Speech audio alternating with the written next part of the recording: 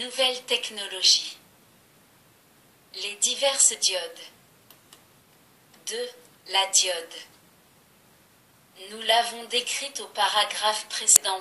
Il s'agit d'une jonction, voire théorie des semi-conducteurs. Elle est constituée de deux matériaux, l'un de conductibilité N, l'autre de conductibilité P. À ces matériaux sont associés deux électrodes, par contact ohmique, c'est-à-dire sans création d'une jonction parasite. L'une reliée au matériau P prend le nom d'anode, l'autre au matériau N, celui de cathode. La figure 4A représente la diode comme nous l'avons schématisée jusqu'à présent. La figure 4B représente le symbole de cette diode comme vous la rencontrerez désormais dans les schémas d'électronique. À quoi sert la diode? Nous avons constaté que, selon le sens de polarisation, elle avait un comportement différent. Polarisée en inverse, il y circule un courant infime, dû au porteur minoritaire, tandis que, polarisée en direct, un courant important, dû au porteur majoritaire, peut la traverser. En résumé, elle ne laisse passer le courant que dans un seul sens. Si l'on devait faire une analogie avec la fluidique, on l'assimilerait à un clapet anti-retour. 2.1 Caractéristiques de la diode. La figure 5 représente sur un même graphique la caractéristique complète de la diode. La zone 1 correspond à la polarisation dans le sens passant ou polarisation directe. Le point repéré par VF correspond à la prédominance du champ électrique E, dû à la tension de polarisation sur le champ électrique E de la barrière de potentiel et permettant le passage important des électrons libres de la zone N vers la zone P. L'axe du courant représente le courant direct ID ou courant des porteurs majoritaires. L'axe des tensions représente la tension directe appliquée à la diode. Les zones 2 et 3 correspondent à la polarisation dans le sens bloqué ou polarisation inverse. La zone 2 est la caractéristique inverse utilisable pour une diode de redressement. Dans ce cas, il ne faut pas atteindre la tension d'avalanche VBR. Le courant inverse est dû au porteur minoritaire. En principe, dans cette zone, à température fixe, il est théoriquement constant, mais des phénomènes secondaires tendent à augmenter légèrement celui-ci. La zone 3 est marquée par le point VBR sur l'axe des tensions inverses. Il correspond à une énergie transmise aux électrons porteurs minoritaires par le champ électrique E, engendrée par la tension de polarisation inverse, augmentée du champ électrique E, engendré par la barrière de potentiel, telle que ceux-ci, en arrivant dans la zone N, arrachent des électrons dans le maillage du réseau, qui à leur tour, sont accélérés par ce champ et vont libérer d'autres électrons du maillage avant d'atteindre la cathode, électrode de la zone N. Ce phénomène est cumulatif, ce qui explique cette augmentation très importante du courant pour une augmentation négligeable de la tension inverse. Dans une diode de redressement, non prévue pour fonctionner dans cette région, cet effet s'accompagne d'une forte augmentation de température que les dimensions de la diode ne peuvent évacuer. Il y a, dans ce cas, destruction de la jonction. C'est pourquoi ce point prend le nom de tension de claquage inverse, VBR égale breakdown voltage égale tension de rupture. 2.2 Action de la température. Pour toute augmentation de température, les donneurs de la zone N perdront plus facilement leurs électrons excédentaires. Par conséquent, pour faire circuler les électrons libres de la zone N vers la zone P, le champ électrique E engendrée par la tension de polarisation directe, pourra être plus faible. La tension de polarisation sera donc moins élevée, figure 6. La courbe est translatée en deux où l'on remarque que Vf' inférieur à Vf pour une température T' supérieure à T. Le reste de la courbe ne change pratiquement pas. La tension de seuil diminuant, on peut interpréter cela comme une amélioration de la diode. Dans la partie 2, l'augmentation de température favorise de façon sensible la création des porteurs minoritaires, par conséquent, une augmentation du courant IR. Cette action est plus gênante dans ce cas car elle altère le phénomène de conduction unilatérale.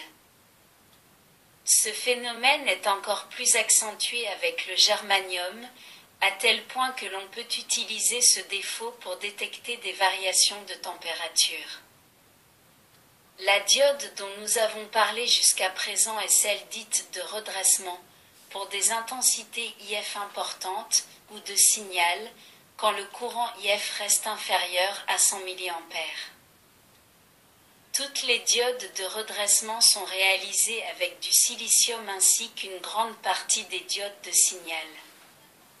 Toutefois, on en utilise encore qui sont réalisées à partir du germanium, elles sont dites à pointe.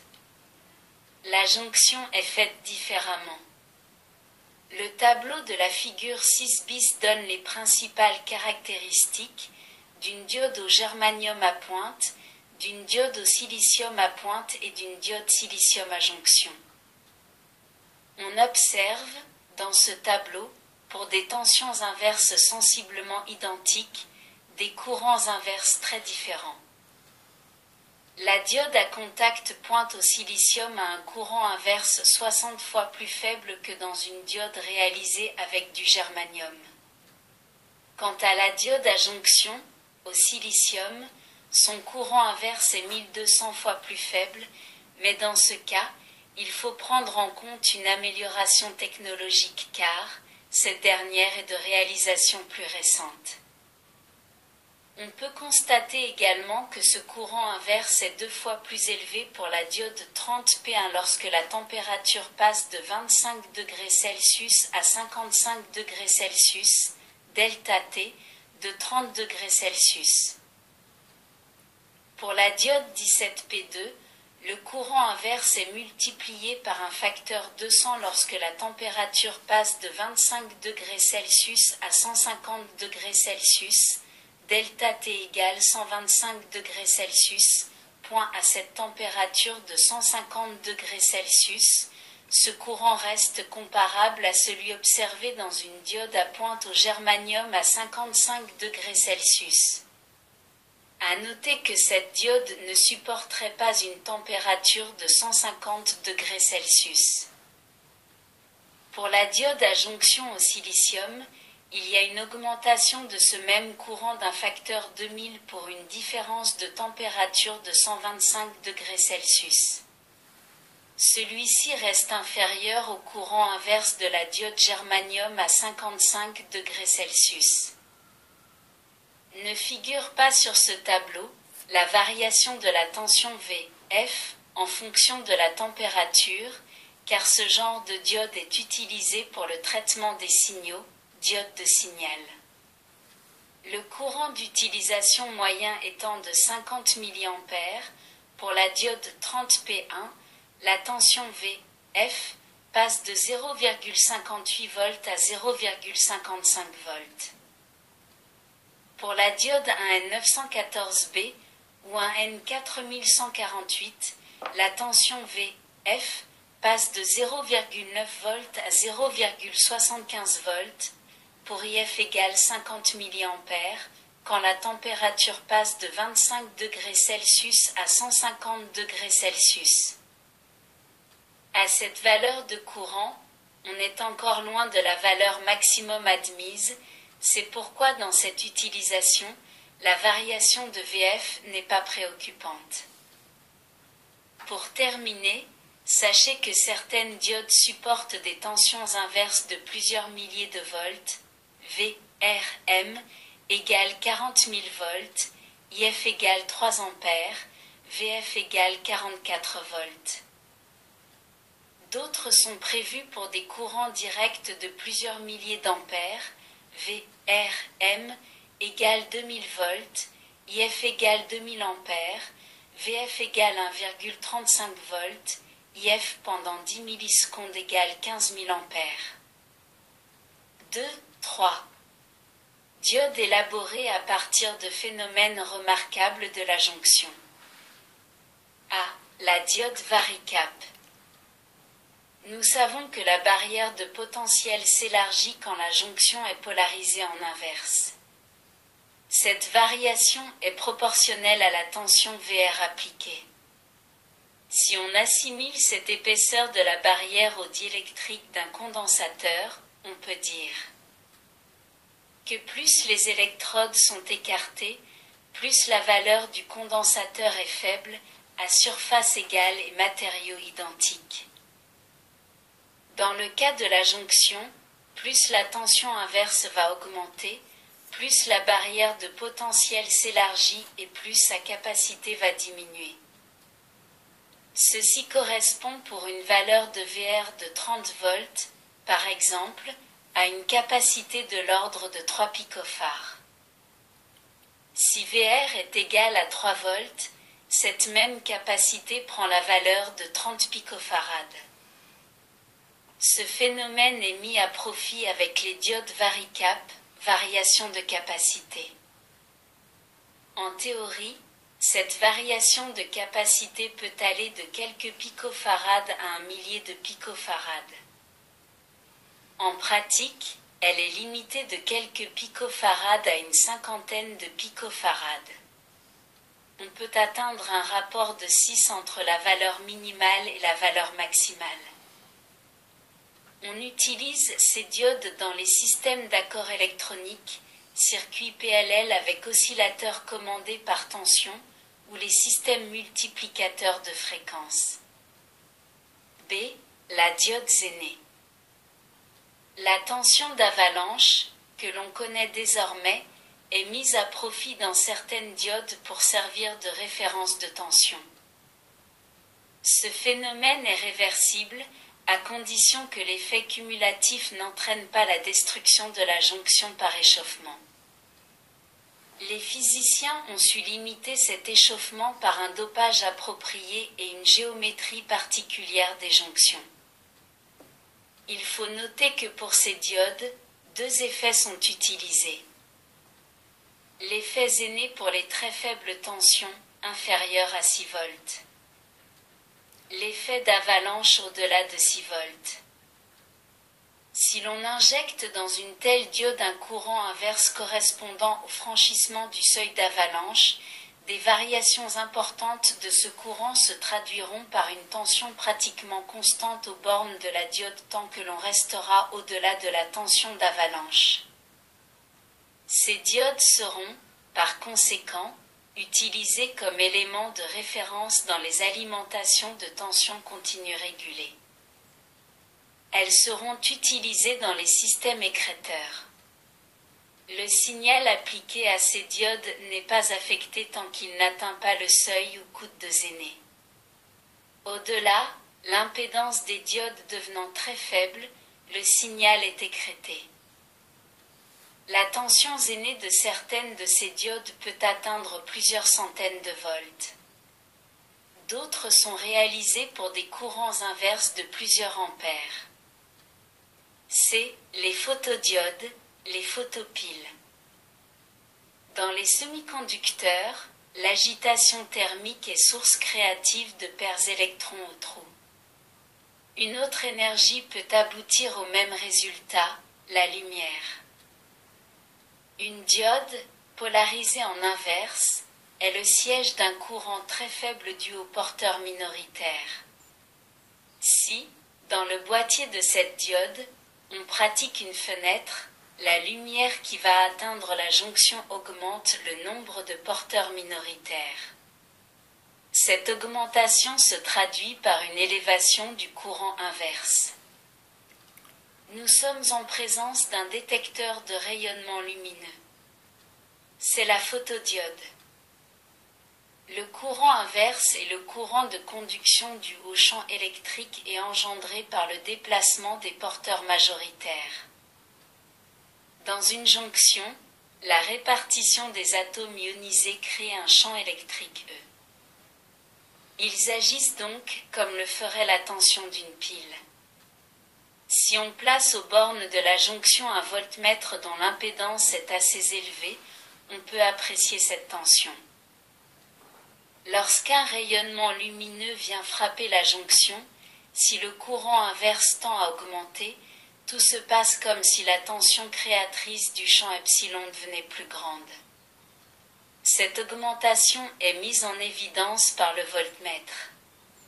Si le circuit extérieur à la jonction possède une impédance suffisamment grande, nous pouvons constater l'effet de photopile. D. La diode LED. La polarisation dans le sens direct s'accompagne d'une émission de lumière.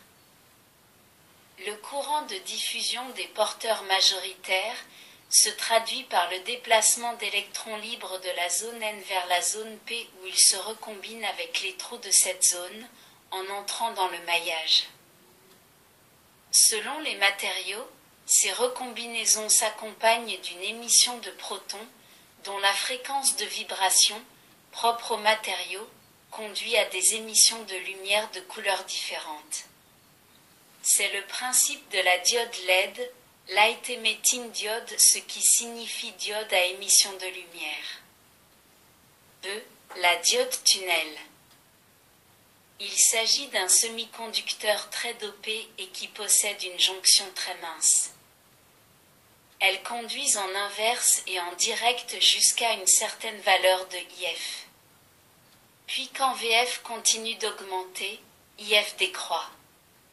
C'est cette plage de résistance négative qui est utilisée, entre autres, dans les amplificateurs UHF ou en commutation très rapide. F. La diode Schottky.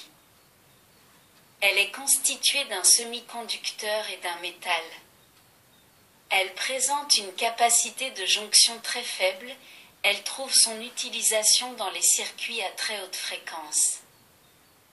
G. La diode PIN. Elle est caractérisée par une tension d'avalanche VBR élevée.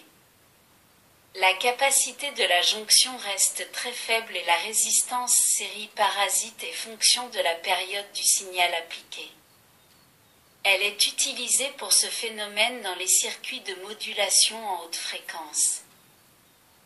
Tous ces composants sont pratiquement utilisés en électronique numérique. Ils furent même à l'origine de certains systèmes logiques complets, logique à diode. Les photodiodes associés aux diodes LED sont très utilisés dans les systèmes dits optocoupleurs. Ceux-ci permettent d'isoler galvaniquement des circuits dont les potentiels sont très différents. La fibre optique associée à ces deux éléments permet de transporter des informations numériques dans des milieux très perturbés ou à haut risque, poudrerie ou IR.